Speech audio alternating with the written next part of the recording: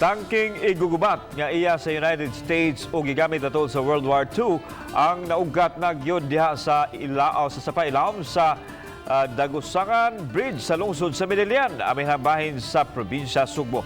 Matod ni Medellin Mayor Benhur Mondigo nga sa tuig 2018 pa kini gisulayan sa pag-ugat apan niadtong Sabado lang nakuha gyud ang World War II US Army M2 light tank.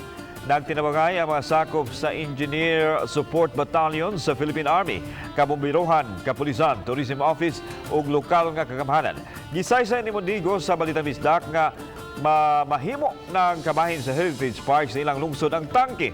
Ipahimutang gini tapad sa ilang laaganan nga gitawag og Medellin Dockside nga duula usab sa kon naugkat nga Tangke.